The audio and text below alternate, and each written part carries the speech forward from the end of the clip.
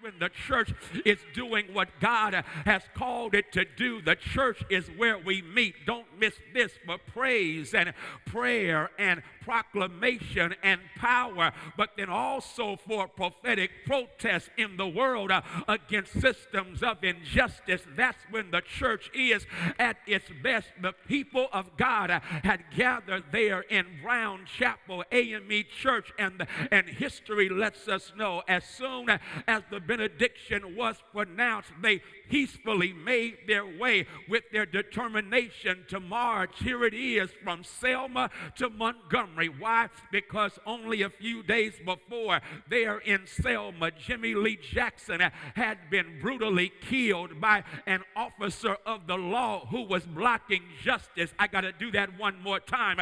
An officer of the law was blocking justice. Y'all still not getting this. He was brutally murdered while trying to protect his mama after a peaceful demonstration when he was simply trying to get the right to vote. Yes, my brothers and sisters, did you not find it profoundly poetic and prophetic that this week a whole lot happened? A whole lot happened this week. I guess I got to remind you of what happened this week. This is the week where 50 years ago our ancestors shed blood that we might have the right to vote. But also this week there was the first African American attorney general by the name of Eric Holder that released a report via the Department of Justice that spoke of the injustice in the police department there in Ferguson, Missouri. A lot of people were disappointed, and rightly so,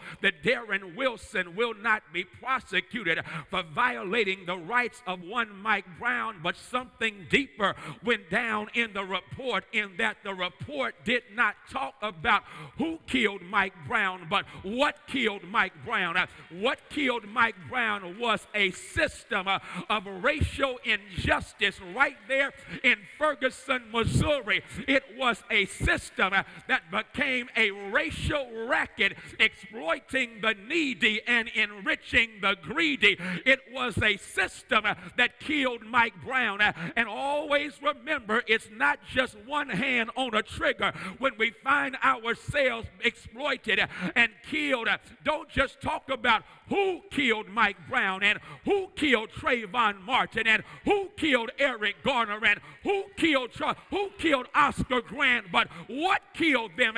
It's always a system behind the brutal murder. And my brothers and sisters, did you not find it absolutely amazing that God so arranged it that a black attorney general, the first in the history of this nation, released a report that indicted the Ferguson Police Department, but also the Ferguson municipality. You see, it's not enough just to go after one racist. It's not enough just to talk about racist emails. We've got to transform a culture, a system that is corrupt, and a system that is unjust. And so that's what happened this week. And the bottom line is that those wonderful ancestors, they made their way to the Edmund Pettus Bridge. And again, officers of the law are blocking justice. I guess y'all missing the irony of that statement right there.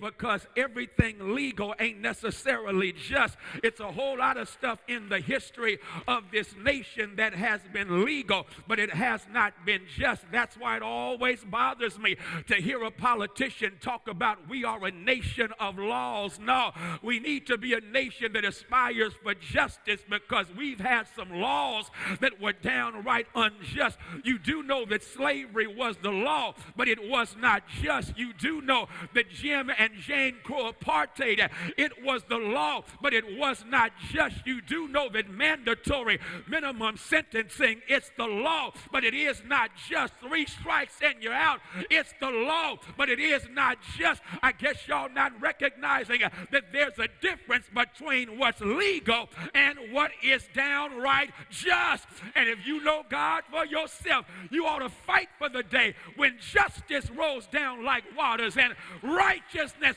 like an ever-flowing. West Baptist Church.